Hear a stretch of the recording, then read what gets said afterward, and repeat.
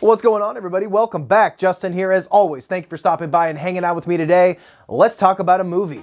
These days, with the ability for seemingly anybody to get a hold of affordable camera equipment, that means that anybody can become a filmmaker. The downside of that is it seems that anybody can become a filmmaker. Let's talk about Winnie the Pooh, Blood and Honey.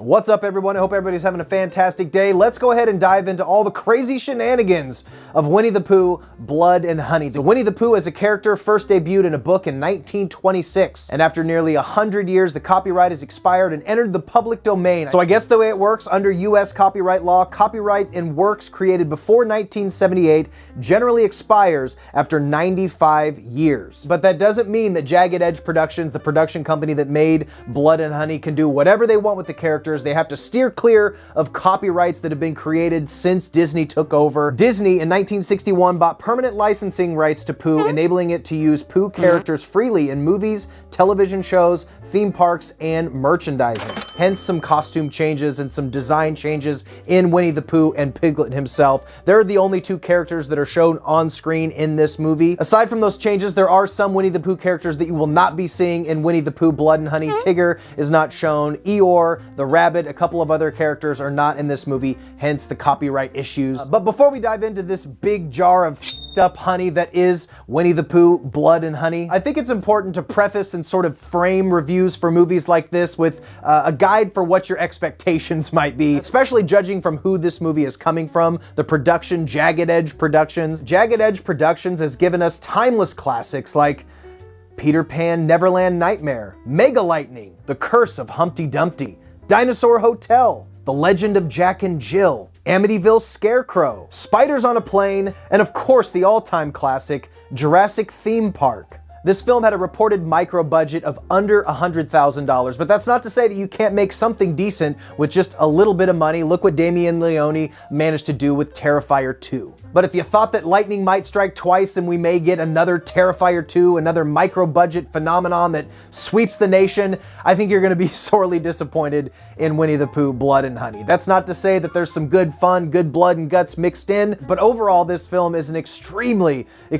uneven mixed bag. Some fun stuff in there, in between the bad, but let's just talk about it. The film actually had a pretty promising start. I like the setup. There's a really cool opening animated, hand-drawn animated sequence that basically tells the story of Christopher Robin meeting his woodland friends as a small child, but then basically abandoning them when he went to college. For all the years of his childhood, he would go out to the woods for hours and hours and hours and bring his little friends food, hang out in their little tree house and shit and kick it. But all that went away as soon as Christopher Robin got to a certain age and had to go off to college. Piglet and Pooh and the rest of his buddies went feral, essentially. They were so enraged and distraught at the fact that Christopher Robin, their one and only human friend, just abandoned them, and it turned them into psychopathic marauders, basically, who just go around killing people and all of a sudden have a lust for blood. But all of that setup is quickly abandoned. I won't give any spoilers, but basically after this pretty cool opening scene, we jump to a whole new set of unrelated, brand new characters. After that small bit of backstory at the beginning, we pretty much jump cut to our main character, Maria. We're introduced to her during a therapy session as she's telling her therapist about a recent traumatic event. And in classic horror film tradition, the therapist suggests that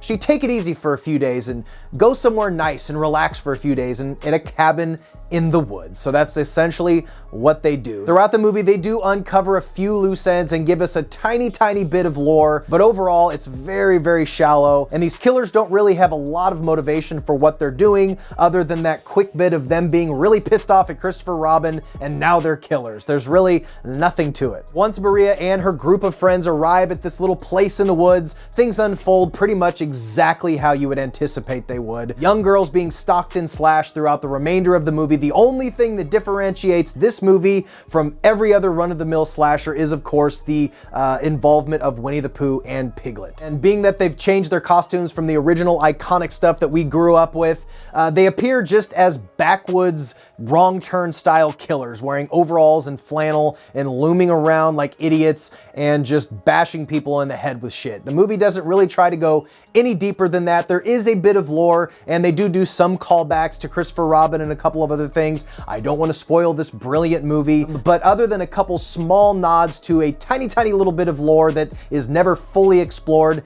the movie is a very standard movie with a lot of digital blood. The gore is here, but a lot of it is CGI and computer generated, which I'm not a huge fan of digital blood and digital gore, and the majority of it, about 75% of the gore in this movie is digital. You got to keep in mind though that this movie was made for less than $100,000, and unlike Terrifier 2, Damien Leone, the director of that movie, is a special effects guy, so he was able to save a lot of money doing all of his own practical effects and gore. This movie, I don't believe, had that, so they just didn't have the same resources as other movies that may have had even a little bit more money. Being that this movie was so low budget, you can let a lot of shortcomings slide, and of course I do when watching a movie like this, but there is some pretty blatantly bad things in this movie that really take away from the overall enjoyment. And the other thing that really stood out to me was the editing in this movie is really off. The movie feels really disjointed, and I thought maybe that because of the lack of budget, they just didn't have the opportunity to shoot a lot of coverage or extra scenes that would have made things flow a lot better. But apparently after the stills of this movie and the trailer kind of blew up, they actually went out, threw a little bit more money into it and added some scenes with some reshoots. And I feel like, I don't know what was added in those reshoots, but I feel like a lot of things just felt very out of place, especially the ending.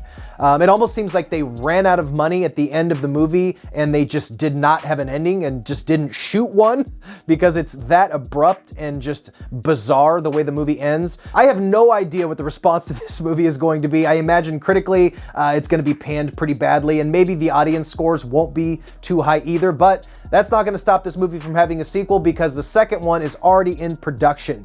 Before this was released as a Fathom event, which is where I saw it in America for one night only, it was already released in a couple of Mexico and a couple of other territories and blew past its production budget in revenue and made over $1 million already. So a sequel was already destined. It was already, it was gonna happen. So we are getting Winnie the Pooh Blood and Honey 2. It's already happening regardless of if we want it or not. So I don't know what else to say about this movie. It's not great, but I imagine a lot of people will get enjoyment out of just the sideshow quality of it because the IP is such a ridiculous thing to be turned into a horror movie. But overall, it's just another slasher movie. That's really all it is. It's also kind of, I guess, in essence, a proof of concept, kind of like how Terrifier 1 was more of a proof of concept of Art the Clown, and then Terrifier 2, they went crazy and made a much better movie. From the interviews that I read with the director, I think that's kind of the direction he wants to take this one in. The sequel already has 5 times the budget of the original,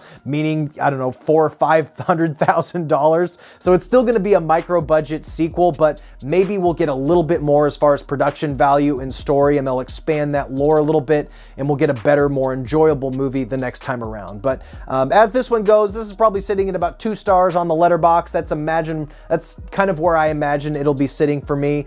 It's not great. I wouldn't rush out to see it and pay $15 to see it at the theater, but it's definitely worth a stream when it comes to streaming. For me, I was looking to be sold on the gore, and 90% of it was CGI, which I hate, so the gore didn't really save this movie for me, and the story kind of sucked as well. So if you saw Winnie the Pooh Blood and Honey tonight, let me know what you thought of it in the comments down below, and I think we're done here. Stay weird, remember to always be yourself, and I will see you in the next one. Bye. I failed again. How about these, Master? Hi there. My name is Teddy Ruxpin. How are you today?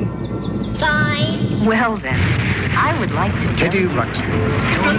the world's first animated storytelling bear. It's alive! Now available at stores everywhere.